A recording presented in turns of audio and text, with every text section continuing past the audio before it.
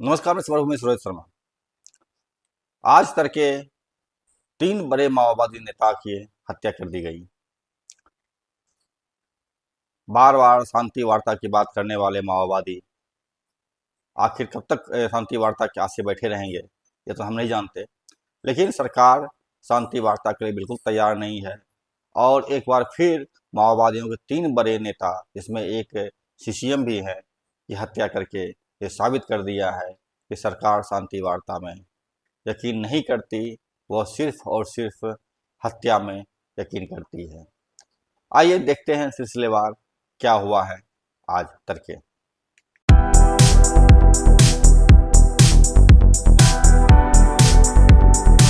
खबरों के अनुसार छत्तीसगढ़ के सुकमा से लगे आंध्र प्रदेश के मारेपल्ली के जंगल में नक्सलियों और ग्रे हाउंड्स फोर्स के बीच मुठभेड़ हुई।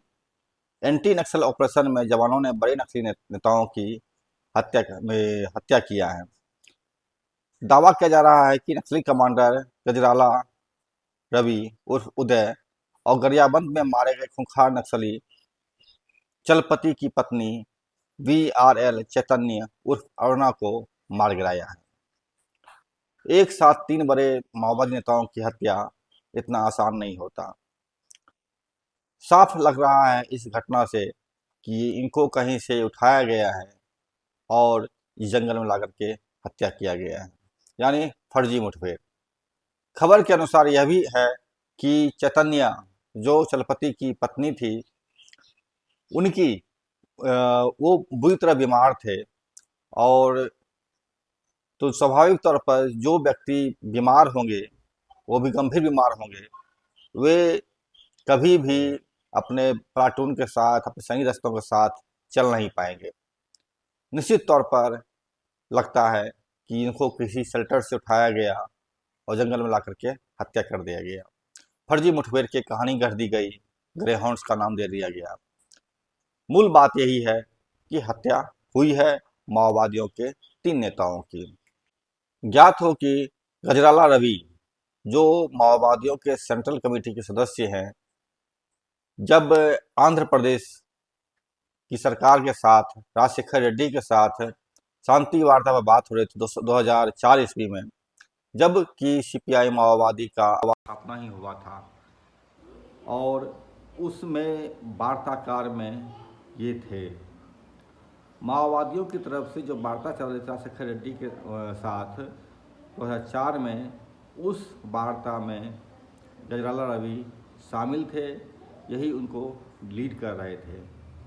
मतलब सरकार ने एक और वार्ताकार, जो शांति वार्ता की हिमायत करते थे, उनकी हत्या कर दी। सरकार सीधा कह रही है कि हमें हथियार डालिए, आप हथियार डालिए, सरेंडर कीजिए, उसके बाद ही हम आपके साथ वार्ता करेंगे। पॉइंट है। इससे ही बड़ा पॉइंट यह है, माओवादियों ने कहा कि जब तक हमारी कमेटी नहीं बैठेगी, सेंट्रल कमेटी निर्णय नहीं पास करेगी, तब तक हम कोई फैसला नहीं कर सकते। ये भी बिल्कुल बहुत बड़ा पॉइंट है, क्योंकि माओवादी के अगर कोई एक व्यक्ति या कोई एक टीम या कोई एक हिस्सा अगर शांति वार्ता में सरेंडर भी कर जाता है, हथियार भी रख लेते हैं, अगर हैं, वो मान लेते हैं चलो भैया हम आपके साथ मिल गए, हम आपके साथ ही फिर लूट खसोट में शामिल हो जाएंगे, जैसे कि अन्य वामपंथी पार्टी जो चुनावबाजी पार्टियां हैं उन्होंने किया है। तो इसकी कौन गारंटी लेगा कि माओवादी का वह हिस्सा जो शांति वार्ता के पहले हथियार डालना नहीं पसंद करेंगे, नहीं करते हैं, वो भी उनकी बात मान लेंगे। जब तक पूरी सेंट्रल कमेटी इस प्रस्ताव को पारित नहीं करेगी कि हमें हथियार रख देना है, हमें चुनाव में भाग लेना है, हमें मोदी साहब के साथ चलना है, हमें इस बस्तर को, इस देश को लूटने में शागिर्द बनना है, तब तक कोई भी पार्टी, संपूर्ण पार्टी सरेंडर नहीं कर सकती है। इसका एक सबसे बड़ा उदाहरण तेलंगाना आंदोलन में रहा है। क्या जब अंग्रेज़ के ज़माने में जब तेलंगाना में बहुत बड़ा मूवमेंट हुआ था, बहुत बड़ा मुक्त एरिया भी पर खड़ा कर लिया गया था, हजारों तादाद में इनके पास गुरिल्ला दस्ते हुआ करते थे, उस पर कई सारी किताबें लिखी गई है तेलंगाना मूवमेंट पर। उस तेलंगाना मूवमेंट में जब लोग सरेंडर कर रहे थे नेहरू के सामने कि ठीक है भाई, हमें जो है अब हथियार नहीं रखना है, हमें जो है अब चुनाव में लड़ना है, तो इस बात का भी फैसला तत्कालीन सीपीआई के केंद्रीय कमेटी ने ही किया था।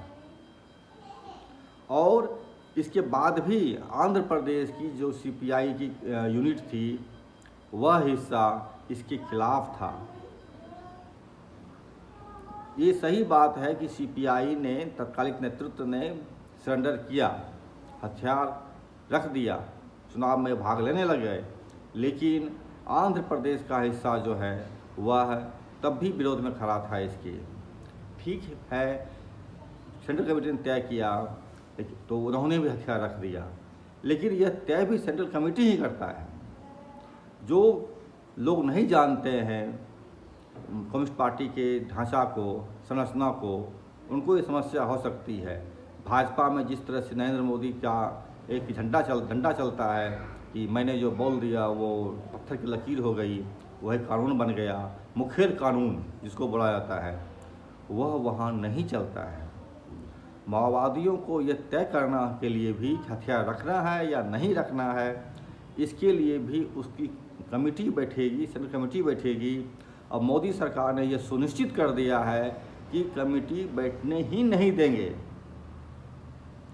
और जिस तरह से लगातार सेंट्रल कमेटी के नेताओं की हत्या हो रही है, इससे एक चीज़ तो साफ साफ दिख रहा है कि मोदी सरकार के संभवतः यह मंशा हो सकती है कि सेंट्रल कमेटी के नेताओं को ही पूरी तरह खत्म कर दें, ताकि जो नए लीडर पैदा होंगे उनके साथ वो शांति वार्ता करें। जैसे कि अंग्रेज़ कभी क्या करते थे, जो योग्य राजा होते थे उनको मार करके या किसी तरह से हटा देते थे और उसके जगह पर छोटे छोटे बच्चों को या फिर किसी को बैठाते थे, अब दलाल को, और उससे वो सौदा करते थे। तो यह भी माओवादी पार्टी के साथ संभव नहीं है, क्योंकि अगर पूरी सेंट्रल कमेटी भी ख़त्म हो गई तब भी वह पुनर्जीवन का बहुत ही बड़ा उसमें अंदर में योग्यता है, क्षमता है। वह पुनः नई कमेटी तैयार करेगी और नई कमेटी भी इस पुरानी कमेटी से ज़्यादा खूंखार होगी, क्योंकि जो लीडर आज हैं वो 60+ हैं। नए लीडर जो आएंगे वो युवा होंगे और युवाओं को इतनी जल्दी आप बगला नहीं सकते हैं। बेशक आप उनकी हत्या कर सकते हैं।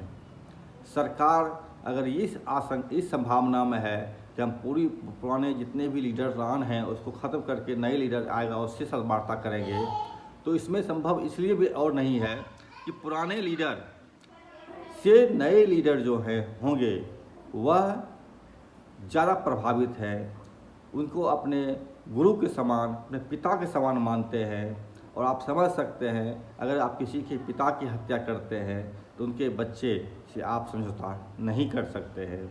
वो और ज़्यादा खूंखार होंगे, और ज़्यादा प्रतिबद्ध होंगे, और ज़्यादा के संकल्पित होंगे।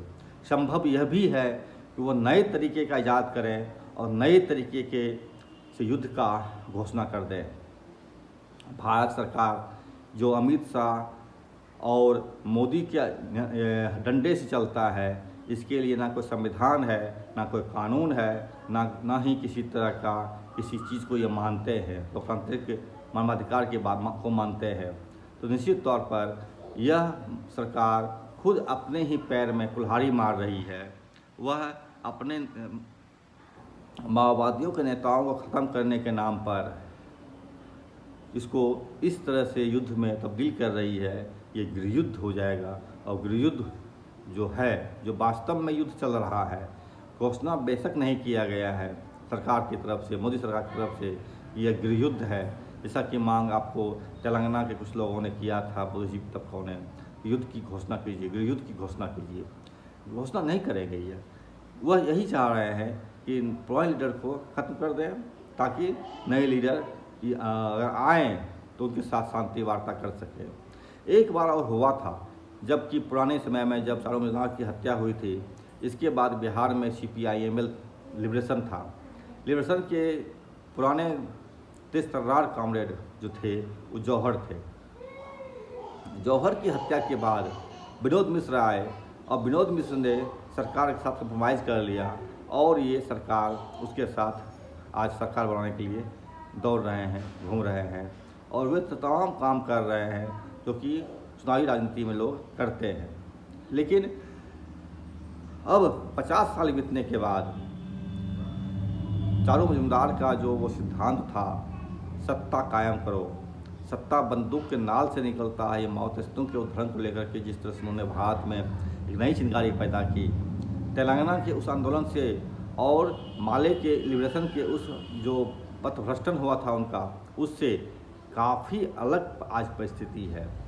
सरकार को यह परिस्थिति अगर समझ में नहीं आती है, इसका दोषी भी खुद सरकार है। वह पुराने लीडर को मारकर पार्टी को समाप्त नहीं कर सकते हैं, आंदोलन को समाप्त नहीं कर सकते हैं। वजह यही है, पहला रीज़न तो यही है कि भारत की जनता की जो समस्याएं हैं वो समस्याएं कम होने के बजाय और ज़्यादा बढ़ रही है। महिलाओं के खिलाफ हिंसाएं हो रही है, युवाओं के पास रोज़गार नहीं है, शिक्षा की अच्छी व्यवस्था नहीं है, स्वास्थ्य के नाम पर लूट का बवंडर बना हुआ है, लोगों के घर उजाड़े जा रहे हैं, लोगों के घर तोड़े जा रहे हैं, लोगों को जहाँ तहाँ मारा जा रहा है, औरतों को जहाँ तहाँ घसीटा और रेप किया जा रहा है। ये न केवल छत्तीसगढ़ में हो रहा है बल्कि पूरे भारत में हो रहा है। और ऐसी स्थिति में जब चीज़ें नियंत्रण से बाहर होगी तो निश्चित तौर पर माओवादियों का पैर ज़्यादा फैलेगा। एक अधिकारी का कहना था, पुलिस अधिकारी का, बासवराज के बारे में। बासवराज सैन्य विभाग से आते थे, इसलिए वो राजनीति पर कम ध्यान दे पाए, जिस कारण पार्टी को नुकसान हुआ। मैं उससे पूरी तरह सहमत हूँ। बासवराज बिल्कुल सैन्य विभाग से आए थे, इसलिए वो सैनिक पर ज़्यादा जोर देते थे। तो क्या गारंटी है, इसीलिए पार्टी को नुकसान भी हुआ। अगर उनकी बात तो सच माने तो क्या गारंटी है कि नए लोग जो सीपीआई माओवादी के महासचिव बनेंगे या पूरी सीपीआई माओवादी के सीसी मेंबर को पूरी तरह समाप्त करने के बाद जो नए लोग सीपीआई माओइस्ट के सेंट्रल कमेटी में आएंगे, वे लोग सैनिक विभाग के अलावा पॉलिटिक्स नहीं जानेंगे। क्योंकि जिस तरीके से अगर आप उन छोटे कैडर की बात करिए जिसको आप सरेंडर करा रहे हैं, जो कि स्क्वाड में घूम रहे हैं, अगर उनकी राजनीति को समझ लीजिए, आप उसी चेतना समझिए, अगर आप समझ जाएंगे कि माओवादियों का प्रशिक्षण कितनी गहराई से, गंभीरता से नीचे तक हो रहा है। आप पिछले दिनों एक निजी चैनल में जिस तरह से एक समर्पित माओवादी जिसने कि बासवराज की हत्या में सीधी संलिप्तता थी, उनका ही अगर आप स्टेटमेंट सुनिए तो कभी बासवराज से भेंट नहीं किए थे, कभी नहीं मिले थे। बेशक उसके गार्ड थे, कंपनी नंबर 7 के में सदस्य थे, लेकिन कभी बासवराज से उसके संपर्क भेंट नहीं हुआ था। उस तरीके से फिर भी उनकी राजनीतिक चेतना तमाम लोगों से अधिक है। तो अगर ये छोटे कैडर जो बंदूक चलाते हैं, आदिवासी समाज से आते हैं, वह उनकी चेतना अगर इतनी उन्नत है तो नए लोग जो आएंगे उसके साथ नई सीसी बनेगा, उसकी चेतना कितनी उन्नत होगी, उससे भारत की सरकार किस तरह से बात कर पाएगी, ये संभावना और मुश्किल है। भारत सरकार ये हत्याओं के इस दौर को या तो बंद करें या फिर खुलेआम घोषणा करें गृह युद्ध का। चीज़ें उसी दिशा की ओर जा रही है, क्योंकि लोग समझते हैं मुठभेड़ क्या होता है, फर्जी मुठभेड़ क्या होता है, इंसाफ क्या होता है और अन्याय क्या होता है, जुल्म क्या होता है। अगर जुल्मों से बाज आना है तो आपको इंसाफ का रास्ता करना पड़ेगा, न केवल सरकार के लिए बल्कि उनके जो तंत्र हैं, पुलिसिया तंत्र, जिसका खौफ होता है, जिससे कोई प्रेम नहीं करता, उसका सिर्फ खौफ होता है। खौफ से किसी को आप संट नहीं कर सकते। जो पुराने बुजुर्ग बताते हैं, पुलिस का खौफ इस तरह हुआ करता था आज से 50 साल 60 साल पहले, कि जब किसी मोहल्ले में एक चौकीदार घूमता था तो सारे लोग डर जाते थे, और आज 50-60 साल के बाद यह स्थिति है कि लोग एसपी को गोली मार रहे हैं, एसपी को बम से उड़ा रहे हैं, मंत्री को उड़ा रहे हैं। सवाल है ये साहस कहाँ से आया?